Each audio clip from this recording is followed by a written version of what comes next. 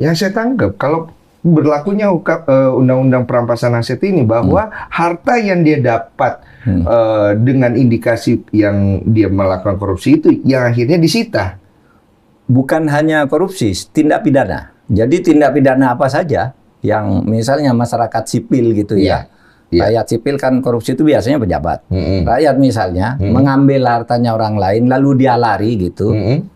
Dicari kemana-mana, dan ambil aja hartanya. Rampas. Nah, bagaimana? Kalau mau diadili, balik. Nanti dihitung. Tapi perampasan ini dilakukan oleh pengadilan. Bukan oleh penyidik. Ini kan orang takut semua. Wah, nanti Anda diperas oleh polisi, diperas oleh jaksa. Nggak bisa. Harus ada putusan dari pengadilan. Iya, minta ke pengadilan. Jadi jelas. Dan orang bisa melakukan intervensi di situ. Misalnya, ya, harta saya dirampas perampasan aset. Saya lari, nggak ketemu kan? Rumah saya disita. Mas Denny nggak terima. Itu bukan rumahnya Pak Mahfud, rumah saya. Anda bisa gugat ke pengadilan. Salah rampas itu. Bisa. Iya, bisa.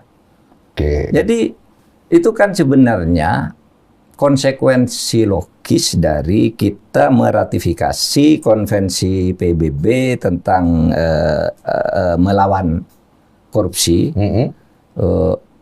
UNCSC, ya, tahun 2003, tahun 2006 kita ratifikasi itu. Nah, di situ ada 4 hal yang harus dimuat dalam rangka pemberantasan korupsi itu. Satu, orang memperdagangkan pengaruh. Tahu, Anda punya jabatan, mempengaruhi seseorang membuat keputusan. Ada pejabat di Indonesia yang masuk penjara. Ya, ini contoh nih, pejabat tinggi. Apa? Dia menelpon kantor Kementerian Perdagangan agar ini diberi lisensi untuk impor gula sekian ratus. Itu mempergunakan pengaruh. Dia bukan pejabat situ, nelpon ke situ. Lalu dia dapat setiap kilogram gula dia dapat Rp3.000. Nah, itu memperdagangkan pengaruh namanya. Lalu yang kedua, memperkaya, bukan diri sendiri, memperkaya siapa aja. Bisa itu orang tadi lain. rampas asetnya. Oh, makanya Pak Nadiem nih kayaknya bisa masuk di situ. Masuk di situ. Bisa masuk di situ Pak Nadiem. Bisa masuk di situ. Lalu yang ketiga, menyuap pejabat asing.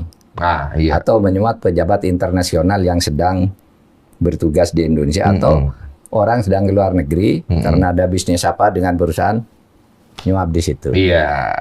Nah, ini semua belum semua diatur di undang-undang kita. Nah, antara lain caranya yang sudah diatur tindak pidana korupsi, tindak pidana pencucian uang.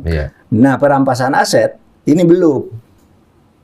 Ini yang mau kita realisasikan. Iya, itu yang sudah diusulkan ke DPR. Saya tuh bingungnya adalah perampasan aset ini maksudnya opo? Maksudnya cuman diambil asetnya sementara, nanti dihitung-hitung mana yang aset setelah dia korupsi dan sebelum korupsi, atau memang dia dimiskinkan.